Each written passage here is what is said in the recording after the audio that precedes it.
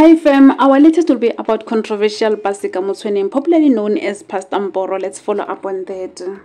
Mboro and his bodyguard were denied bail at Palm Ridge Magistrate Court earlier in the week. Mboro is accused of wielding a panga at Matsidiso Primary School in Katlehong. Their charges include kidnapping, possession of dangerous weapons, and discharging and pointing a firearm at a school. Their bail application was for a Schedule 5 offense and they were denied bail. The matter is due to resume on the 21st of October 2024. The third part is that he seems to be losing himself. The gestures he has been making throughout court proceedings are worrying people. Check in the next slide how everything unfolded and let us know of your take regarding this. And that's all we have for now. Thank you so much for tuning in. I'll see you again in the next update. Bye. Now let's look at applicants number 1, affidavit. It is common cause that he is a prominent pastor and his church is very well known.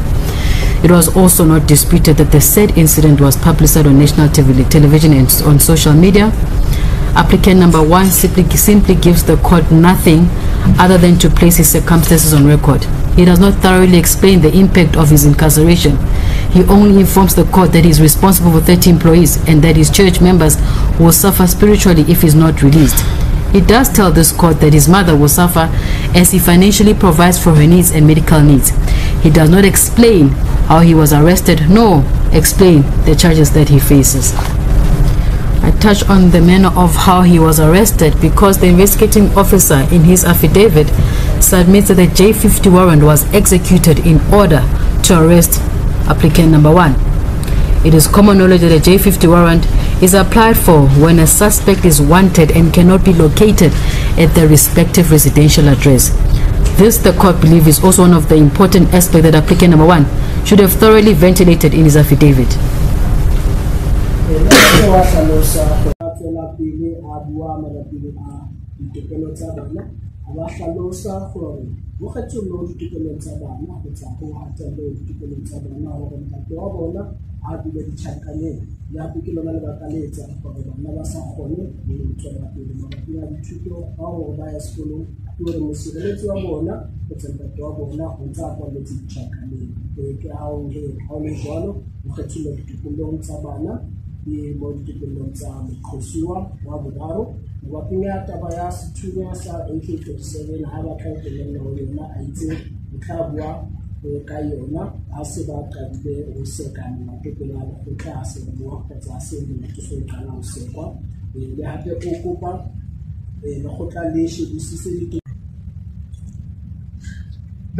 The Act, Your Worship, provides a mechanism when the two parents have dispute about the child.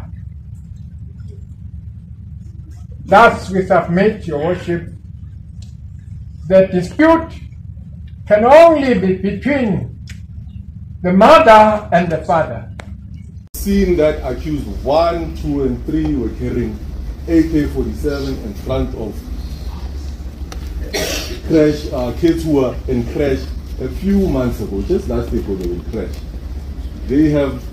Some of these kids have never seen a gun before. Some of these kids have never seen a machete before. But the video footage that is circulating indicates that they were exposed to that by accused 1, 2, and 3. Now, in applying the facts, in applying the law to that short piece of fact, Your Worship, Section 4A, the question which needs to be asked as to whether it would be in the interest of justice for accused person to be released on bail is there a likelihood that if released on bail, accused persons will endanger the safety of the public or any particular person or commit a share of one offense? Now, the evidence before, or rather, which the state has, indicates that accused 1, 2, and 3 have no permit, have no license to carry rifles, Your Worship.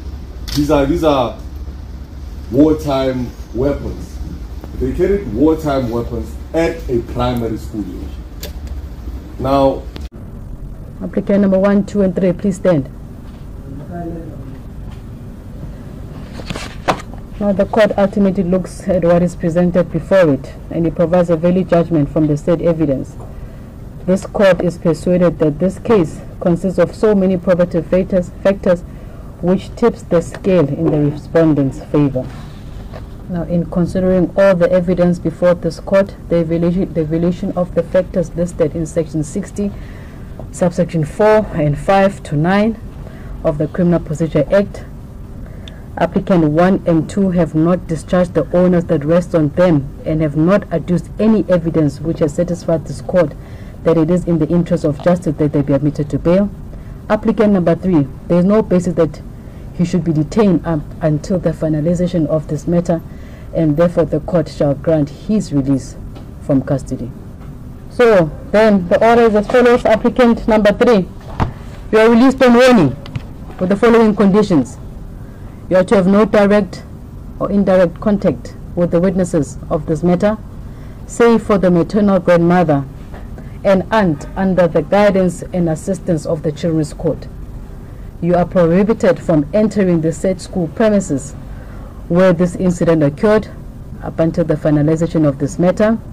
The court is aware that this condition, it will impede you exercising your parental rights and responsibilities, but this is only until the finalization of the matter, alternatively the outcome of the Children's Court matter. You are therefore warned to appear at the Knox Court date, and failure to do so, you may have your released on warning cancelled. And therefore applicant number 1 and 2, your application for bail is hereby denied.